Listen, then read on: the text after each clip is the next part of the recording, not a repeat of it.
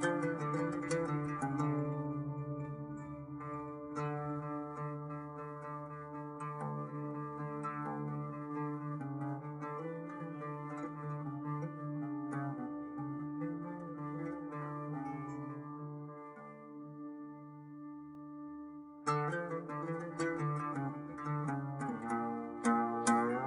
photo was taken at New Year's Eve. Then you can see here my mom who was Estrella Gosar, wore her, great, lovely dress, and my father wearing the smoking. My name is Bettina Caro. I was born in Casablanca, in Morocco, in 1955. I'm very proud to say that I descend directly from Rabbi Joseph Caro, who was a famous rabbi who wrote the Shulchan Aruch. As everybody knows, he was born in Toledo, and then after the Inquisition, he moved to Portugal, and then he went to Sfat. That's how a lot of Jews from Spain moved into the Mediterranean, and my father's family moved to Morocco, mainly to Tangiers. From there, actually, you can see in this picture here, I have painted my great-grandmother, who was a typical Moroccan lady at that time. She was born, funnily enough, in Gibraltar.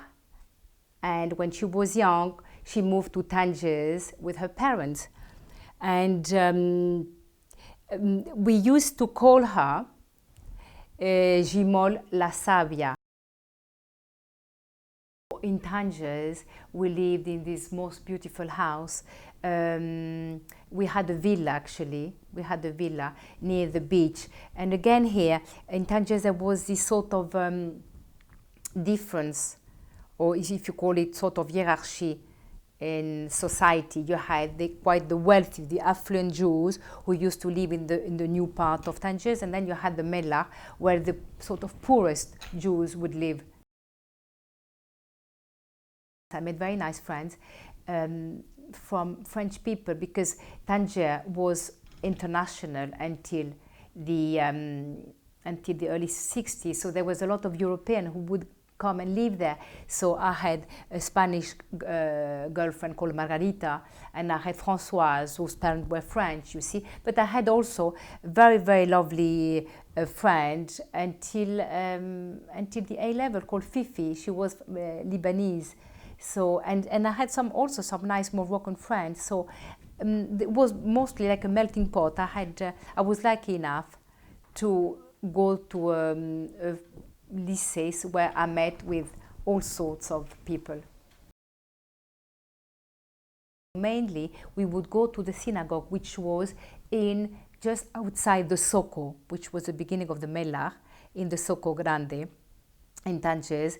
It was in a little road called La Calle de las Sinagogas, and there were one synagogue next to the other.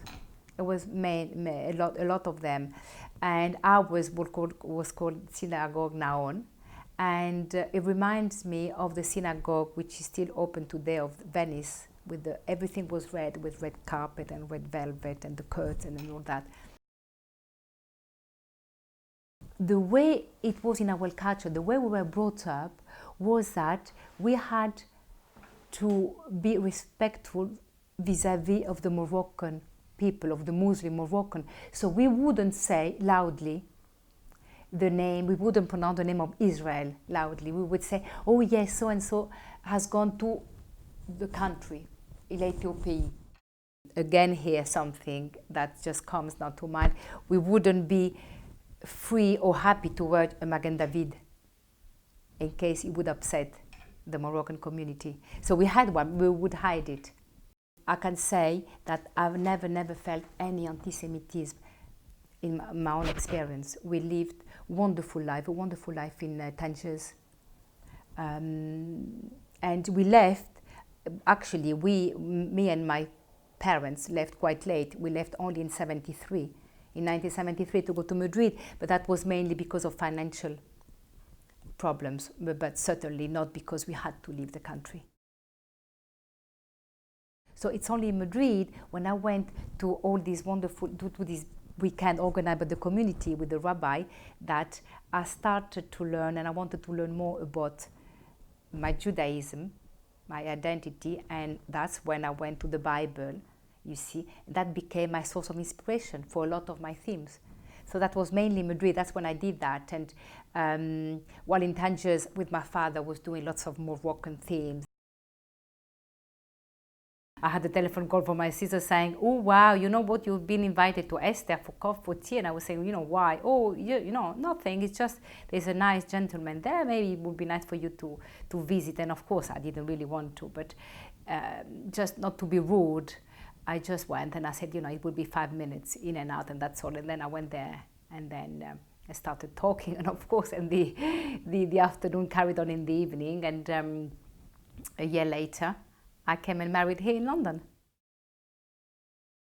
Home today is here, is in England, is in London, and I suppose it's because that's where I saw my children grow and settle, and I've got a daughter who is married, who lives not far from me, and I would feel very upset if I had to go back to Madrid and have them here, you see, because yes, I am very close to them, and yes, and London again, he has been very kind to me, and I think it's a wonderful place. It's a great place to live. There's a lot to learn, to see.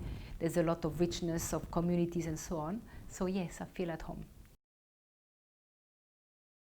And when I entertain, I love, bringing out my tagine and my Moroccan dishes and the typical théière with the Moroccan tea and so on. And yes, I